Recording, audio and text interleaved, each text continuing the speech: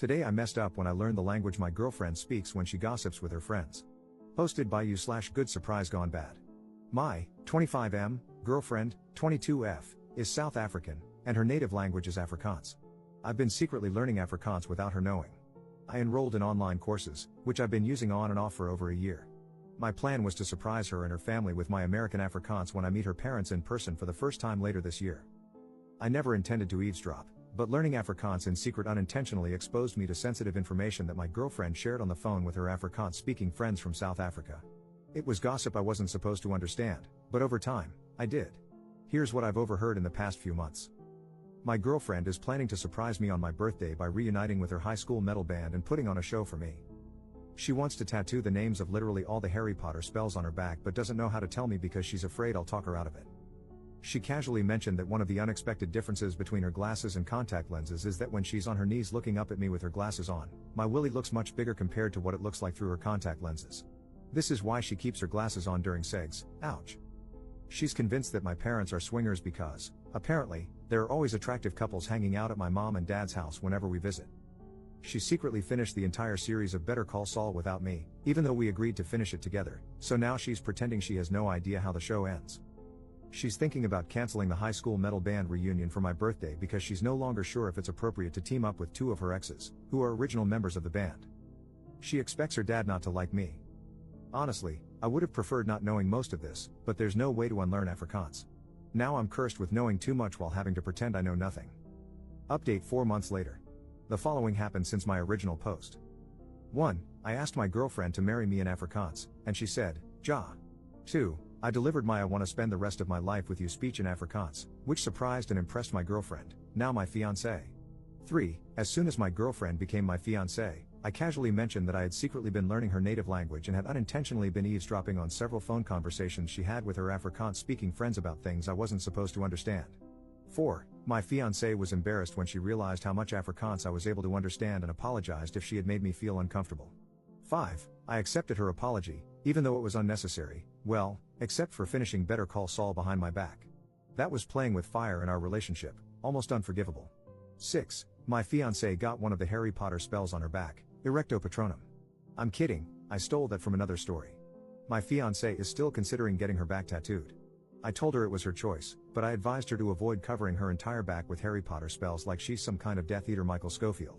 7. My fiancé might be right about her dad not liking me because his expression of disappointment and dread when he heard the news of our engagement was priceless.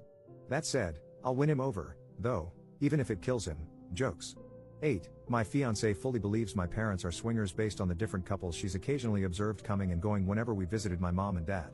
She wants us to investigate because, for some reason, it's fun for her to imagine me being the son of parents whose sex life is far kinkier than mine.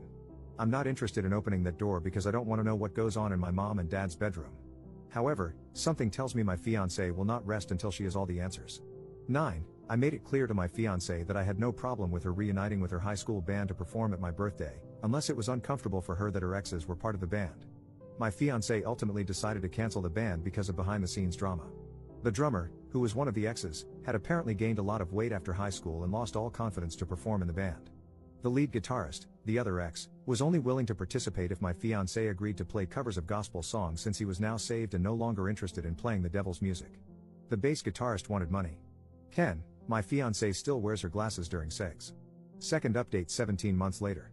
Last time I was here, I shared an update related to my original post, but I deleted that update because I was excited to tell the internet, aka all of you, that my girlfriend and I got engaged. However, since then, not only have we gotten unengaged, but we've actually broken up.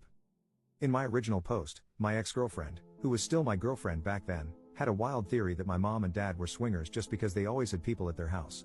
I never believed it, but I thought it was hilarious that someone thought my parents were that interesting. Not gonna lie, I struggled to move on after the relationship ended.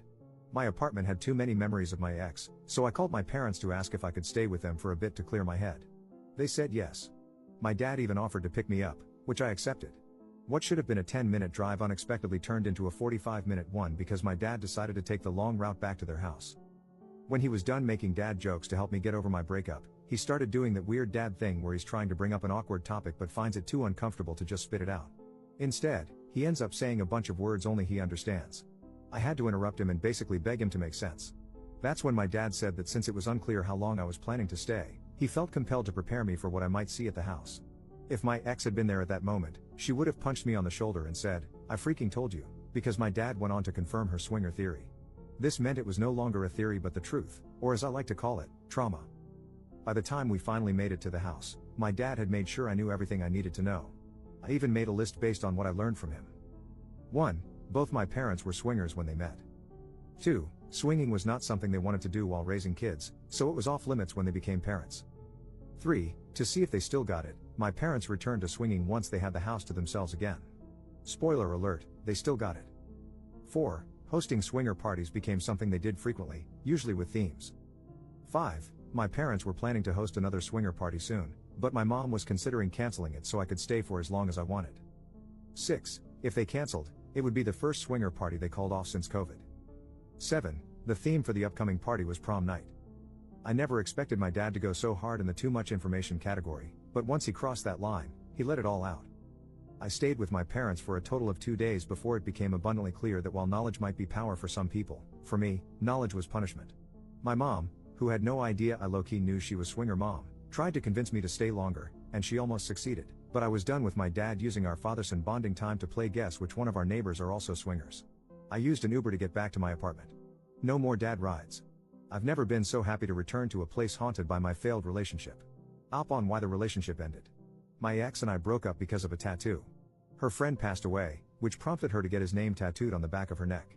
The friend was someone my ex had slept with before she met me. I made it clear to her, prior to the tattoo, that I understood it was her body and she could do whatever she wanted.